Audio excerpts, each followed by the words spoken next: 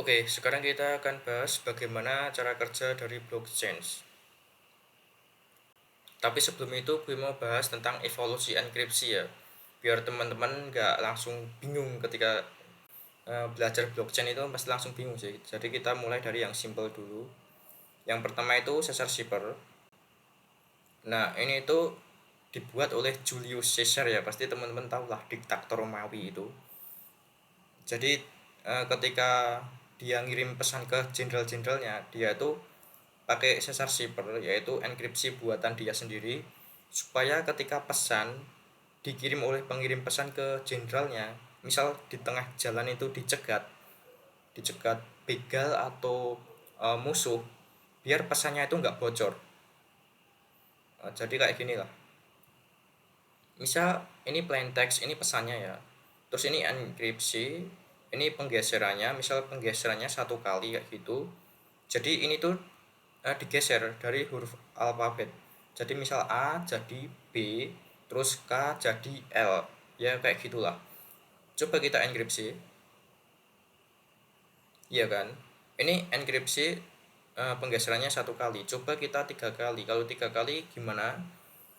A berarti B C D berarti jadi D ya. Di sini jadi D. Coba kita enkripsi.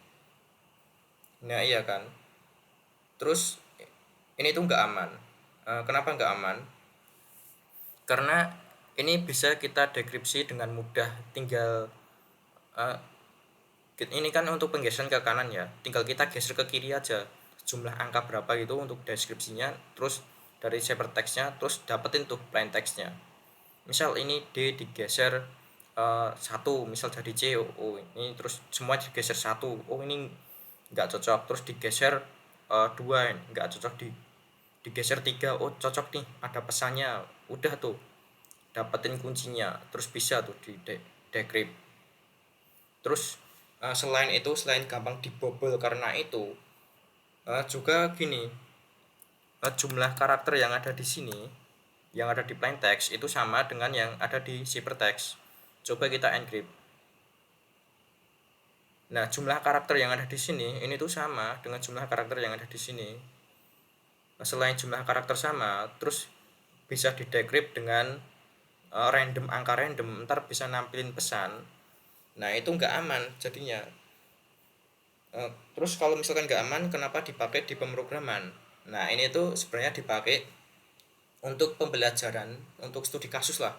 Pasti teman-teman kalau misalkan kuliah atau bootcamp kayak gitu, terus uh, materi enkripsi ya, pasti teman-teman tuh nemu materi enkripsi, terus pasti jelasnya yang paling simple dulu. Contohnya yang ini, Caesar Shipper ini enkripsi paling simple dan paling mudah dibobol. Ini ada PXP implementation of this demo. Jadi ini tuh contoh implementasi dengan bahasa pemrograman PHP. Ya kayak gini. Ini cuman ada PHP ya contohnya. Tapi selain PHP kita bisa implementasikan di bahasa pemrograman lain. Misalnya kayak JavaScript, atau mungkin kebanyakan itu kalau untuk proses pembelajaran ya itu di Java dan Python. Jadi ini Caesar Shipper dalam hal pemrograman untuk pembelajaran. Terus sekarang kita bahas yang kedua, SHA 256. Oke. Nah, ini sering kepake sih. Sampai saat ini juga masih sering kepake. Bahkan ntar untuk blockchainnya itu juga pakai ini juga. Ini tuh misal gini. Ini karakternya 64 ya. Nggak perlu dihitung. Kalau nggak percaya coba deh. Kita cek di Google. Nah, 64 karakter ya. Sip. Terus ini tuh pesannya apapun, jumlah karakternya sama, cuman hashnya beda. Jadi gini, misal hello, hello, wow, terus koma. Nah, ini hashnya beda ya, tiap gue ngetik pasti hashnya beda. Terus tapi karakternya tetap sama, tetap 64 karakter, jadi nggak bisa ketebak tuh.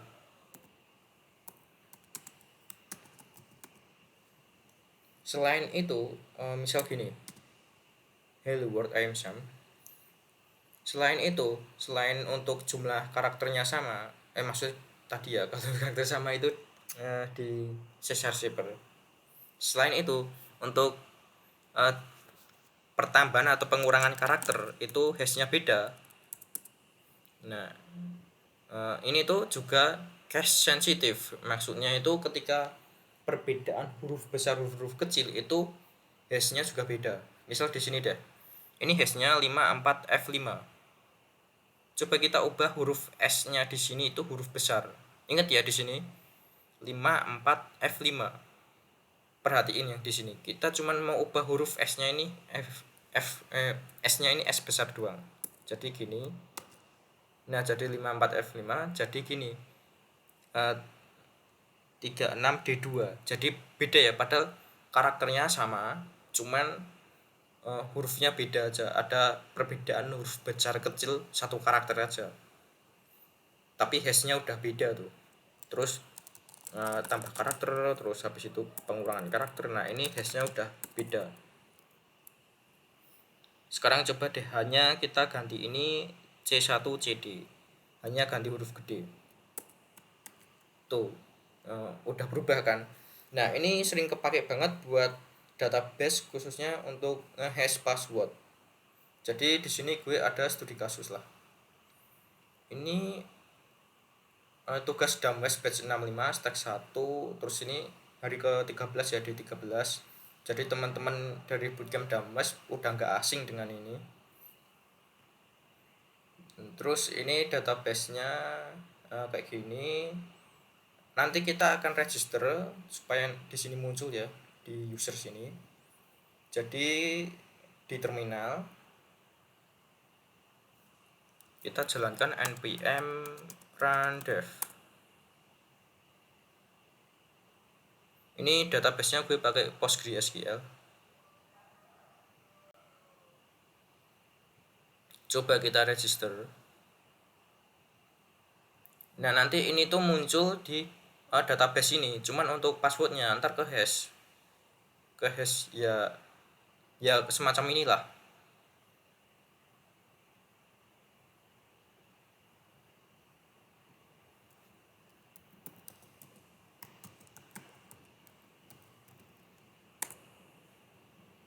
Oke, registrasi berhasil, selamat datang. Sip. Ini kenapa tabelnya belum muncul? Oke, udah ya, full name-nya ini, username sesuai dengan yang kita isi. Terus ini passwordnya ke hash. Nah, jadi misal deh data center kebobol atau misal database itu kebobol.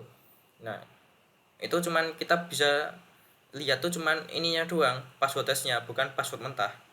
Misal kita hacker berhasil bobol data center lah. Terus kita dapet tuh password kayak gini. Apakah ini bisa dipakai buat login? Kita coba, kita logout, terus kita login. Kita masukin yang tadi ini ya. Ini yang password ke hash ini, yang di sini ini gue copy, terus di sini gue paste di sini, terus kita login. Ya nggak bisa. Kenapa nggak bisa? Karena kita nggak bisa masukin password hashnya. Kita harus masukin password aslinya.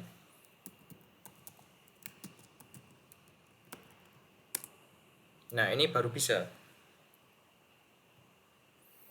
Terus kenapa gue kasih tahu ini? Nah, sebenarnya tuh gue agak gedek sama orang non IT yang misal satu akun itu dipakai di beberapa perangkat dia, habis itu atau lama nggak login lah, lama nggak online, habis itu ke logout otomatis. Terus ketika buka aplikasinya itu muncul halaman login register kayak gitu.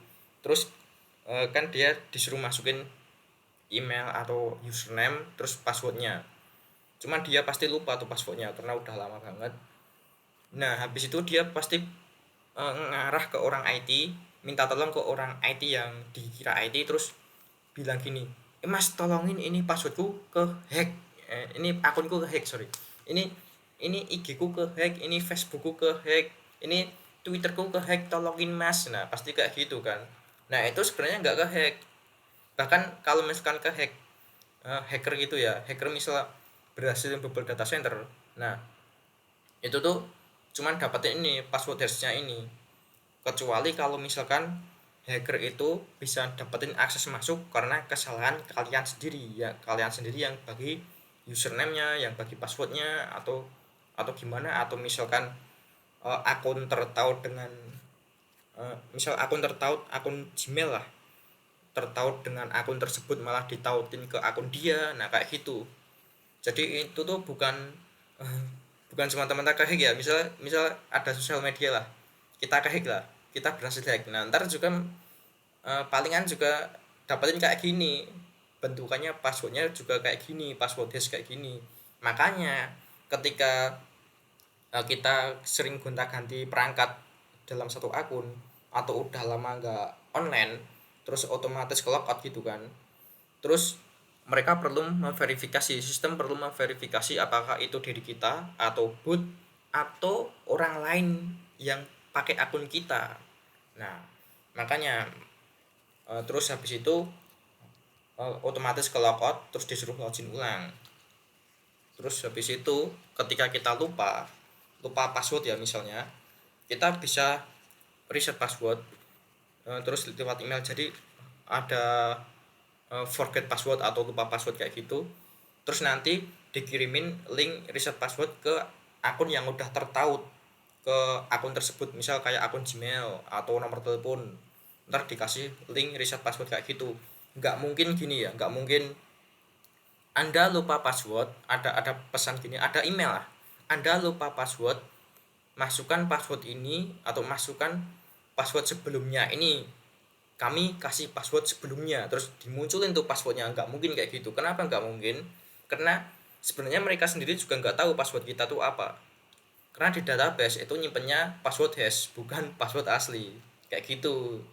Nah cuman bagi orang-orang non IT itu, ini ke hack nih, tolongin dong ini ke hack.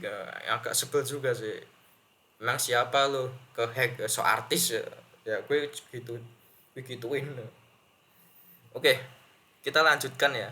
Jadi ini buat orang non IT atau yang baru belajar aja, kalau di database itu nggak nyimpan password asli karena itu nggak aman. Jadi nyimpennya itu password hash. Ini di semua perusahaan pasti kayak gini ya. Nggak mungkin nyimpen di database itu password asli kayak gitu, nggak mungkin. Jadi ini gue tutup, kita lanjutkan di blockchain. Ini gue tutup aja tabnya. Kita lanjutkan di blockchain.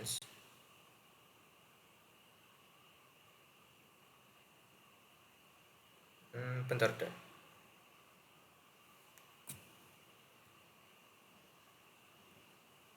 Ini koneksinya bentar. Oh, ada gangguan jaringan sih di sini. Gue ganti SIM card dulu. Ini gue tethering pakai smartphone ya.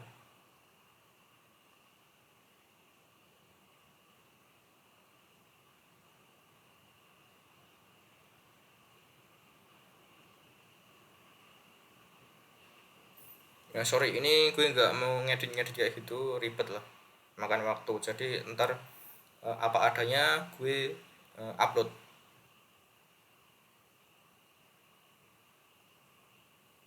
Oke, sekarang kayaknya udah bisa sih.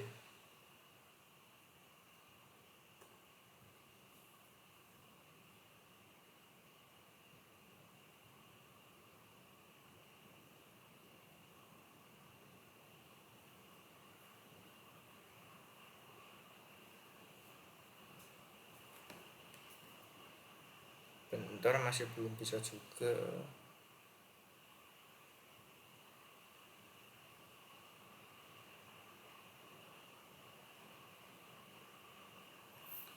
Sorry deh kalau misalkan kelamaan.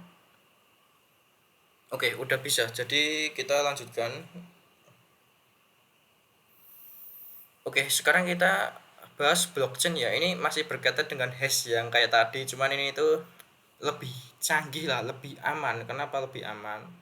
Karena ya kayak tadi, ketika kita ubah datanya di sini ya. Misal hello world, misal kayak tadi. I am Syam. Nah, S-nya coba gede deh. Oke. Jadi ketika kita ada karakter di sini, di data sini, hash-nya berubah. Ini sama kayak sebelumnya, kayak di sini ya, di SCA-256. Cuman bedanya di blockchain. Ini blockchain itu rantai blok ya. Jadi gue bahas di sini dulu deh. Ini blok, ini satu, ini tuh untuk mendeskripsikan bloknya itu. Ini blok pertama itu, blok satu. Terus nonce. Nonce itu buat kalkulasi dengan data di sini. Di sini tuh harus diawali 0000 gitu. Di hash-nya. Jadi nonce-nya ini dan data itu dikalkulasi nantinya. Terus ini pref. Pref ini untuk hash sebelumnya karena ini bloknya ada satu blok doang. Nah, berarti ini prefnya 0 semua. Ketika ini blok 2, berarti ini prefnya ini hash dari blok 1 kayak gitu. Jadi karena ini blok 1 ya, berarti di sini prefnya 0. Terus gini. Kenapa ini aman? Karena ketika hash-nya kayak gini, ini tuh nggak diterima. Kenapa nggak diterima? Harus ada polanya. Polanya itu diawali dengan 0, diawali dengan 0 sebanyak berapa digit di awal hash kayak gitulah. Kita nggak mungkin merubah datanya di sini ya, nggak mungkin untuk merubah hash-nya di sini. Jadi untuk mendapatkan di sini hasil 000, nah kita perlu ubah di nonce-nya nih, di nonce-nya. Nah ini kalau kita ngasal, misal 1, terus 2, 3 sampai segini ya, nggak mungkin ya. Nah, jadi di sini ada tombol main, ini tambang.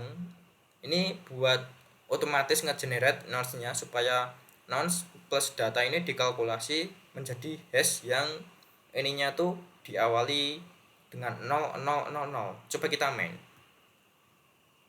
Sip.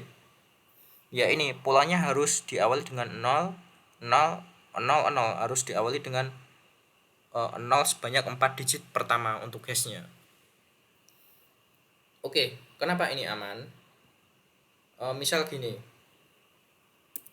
Misal ini Web3 ini biasanya tuh Web3 dengan blockchain ya, ini biasanya diimplementasikan untuk crowdfunding. Crowdfunding tuh gini ya.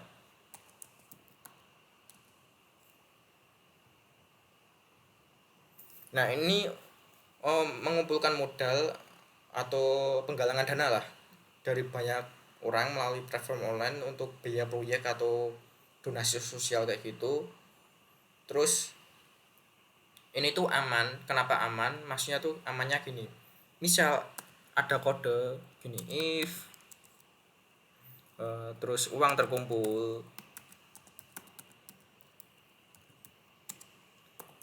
sama dengan misal kayak gini lah, mau ngumpulin berapa gitu. Kalau misalkan udah terkumpul segini, terus di sini tuh kirim ke gue kasih kayak gini doang ya biar kebayang lah.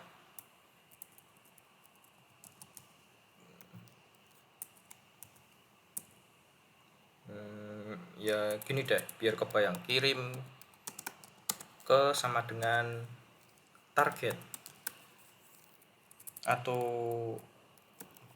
orang gini, orang yang mau didonasikan,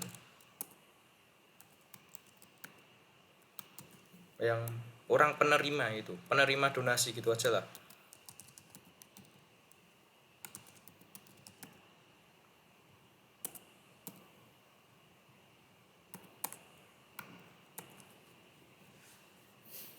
Nah misal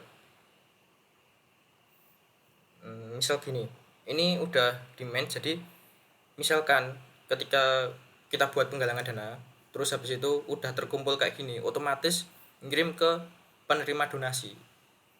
Nah ini bisa untuk nyimpan data kayak gini untuk blockchainnya. Jadi ketika diubah datanya kayak itu, misalkan dihack ya, itu nggak akan bisa. Misal diri sendiri ya gitu lah, kirim ke diri sendiri. Nah ini hashnya otomatis berubah. Nah jadi kayak gitu. Jadi ini tuh aman.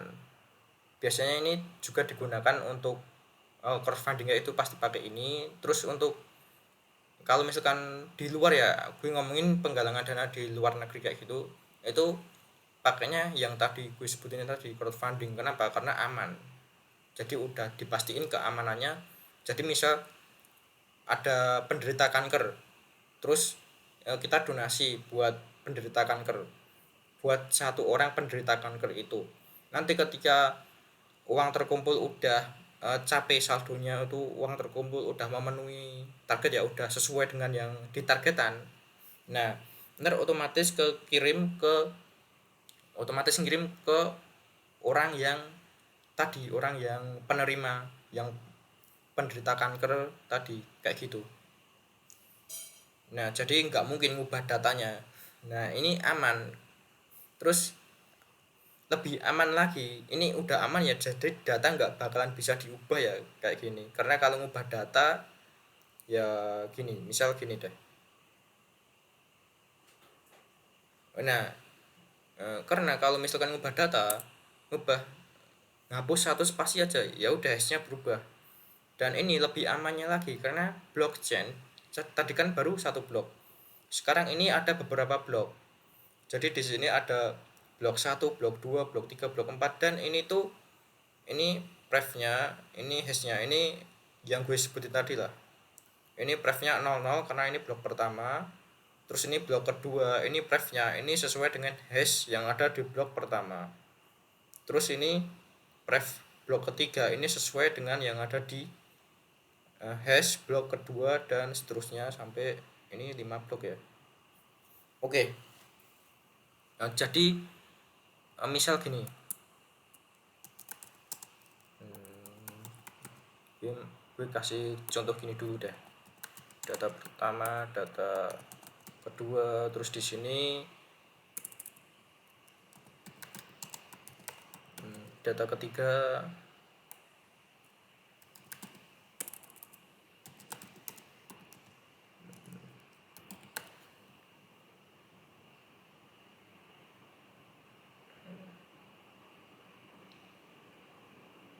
Nah, ini untuk mainnya emang agak lama ya.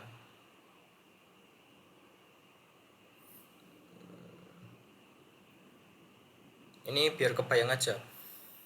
Nah, jadi di sini ini tuh nons pasti udah tau lah, yang tadi tuh gue udah jelasin.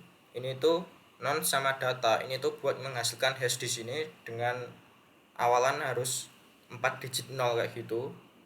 Terus hash yang di blok 1 itu jadi pref yang di blok 2. Terus ini hash ini sesuai dengan non sama data ini juga ya, sama kayak tadi. Jadi misalkan ini blockchain ya, ini udah masuk materi blockchain. Misalkan kita ubah salah satu data di satu blok aja, ntar gimana? Ntar jadi rantainya terputus. Jadi ini tuh blockchain ya, jadi rantai blok ini tuh semacam rantai. Ketika kita ubah satu data aja di sini, udah terputus tuh, rantainya terputus. Jadi kita harus mining ulang, harus tambang ulang.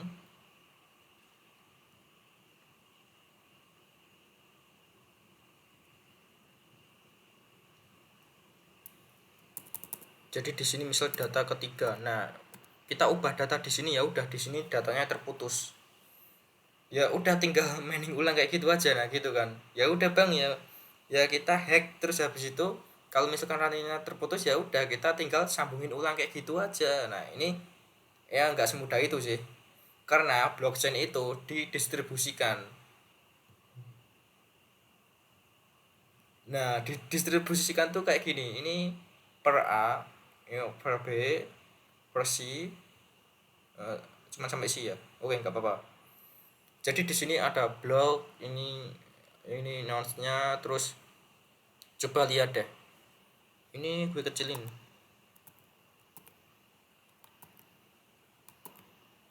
biar ini mah terlalu kecil ya. Pokoknya itu gini, ini yang ada di sini ya, di hash ini tuh sama hashnya. Nah di hash sini tuh sama, pref sini juga sama. Jadi ya semacam tadi, ini tuh rantai ini ketika ubah salah satu data ya udah terputus kayak gitu kan, ya kayak tadi tuh terputus, kita ubah di sini ya udah terputus di sininya.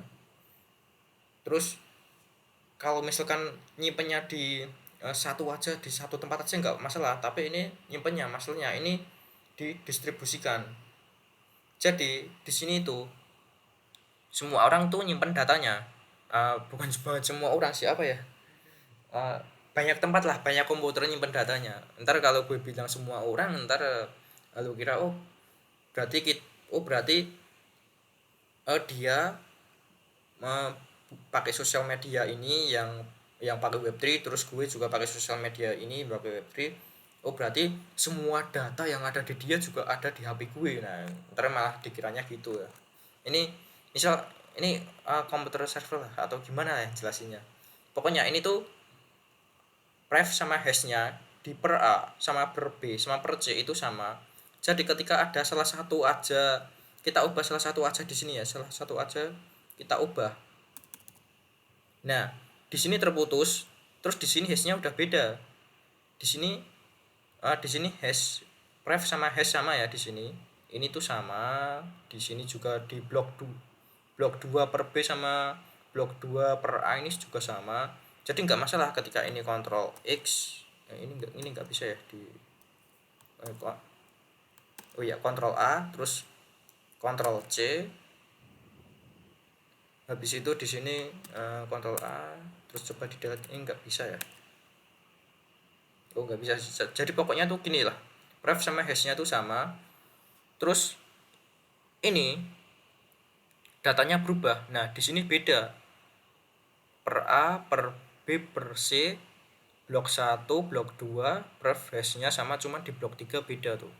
Di sini refnya ini ya ini ya 121, ini EF2. Di sini 121, di sini EF2 sama, cuman di sini karena datanya udah kita ubah, di sini beda tuh 121 ADA. Jadi ini dari per A sama per B itu bisa curiga, oh ini udah ngubah data nih. Oh berarti di sini ada manipulasi data yang nggak wajar kayak gitu lah. Jadi ini tuh bisa deteksi semacam itu. Terus untuk bagian sini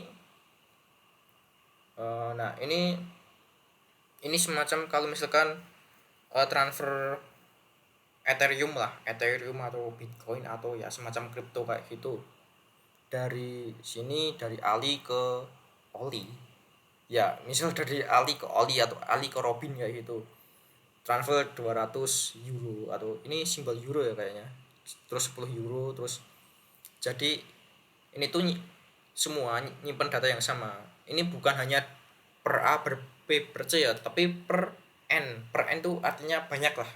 Jadi ketika ubah satu data aja di sini, ketika ubah satu data aja, nah ntar hash sama perfnya ini udah beda, di sini udah beda, dan ya kayak tadi lah, pernya tuh udah beda. Nah di sini perf sama hash di sini itu sama dengan yang di sini, cuman di sini yang tadinya juga sama, ini udah beda karena kita ubah. Nah kalau kita balikin ini sama ya di sini, kalau kita nah jadi ini tuh aman. Jadi dari sini tuh tahu, oh ini ada aktivitas mencurigakan nih, masa perf sama hashnya beda sendiri kayak gitu. Jadi ini tuh aman. Terus kalau ini untuk Coinbase ya, teman-teman bisa coba sendiri lah, ntar linknya gue sertain. Terus ya mungkin ada pertanyaan gini, kalau misalkan kita ubah salah satu data di sini ya, misal di distribusi kita ubah data di sini, data, nah di sini kan hashnya juga berubah, ya udah kita ubah aja di banyak komputer sekaligus. Jadi di sini data, di sini juga data. Pemikiran hacker biasanya tuh gini, terus ya udah kita tambang ulang di sini terus di per A, di per C, di per A terus di per B terus di per C ya. Terus karena didistribusikan di banyak komputer, jadi harus ngubah di data di banyak komputer juga. Nah pasti pemikiran hacker kayak gitu, dan itu nggak mungkin. Nah kenapa nggak mungkin? Bahkan jangankan ngubah, buat masuk ke blockchainnya itu juga nggak mungkin untuk komputer saat ini. Kalau misalkan nggak percaya, ini teman-teman bisa baca sendiri, ntar gue sertain aja. Ini udah 30 menit, udah setengah jam sih, jadi ya ntar ini baca sendiri aja lah. Ini makalah yang berisi tentang bobol ini ya, bobol blockchain. Maksudnya ini bukan bobol blockchain untuk ngubah data, cuman semacam untuk masuk ke blockchainnya itu. Nah ini ada 30 halaman sih, ini baca aja. Ini bisa berhasil dibobol cuman pakai superkomputer, dan nggak mungkin dibobol dengan spesifikasi komputer saat ini. Jadi ini tuh pakai superkomputer yang nggak ada orang jual gitu lah.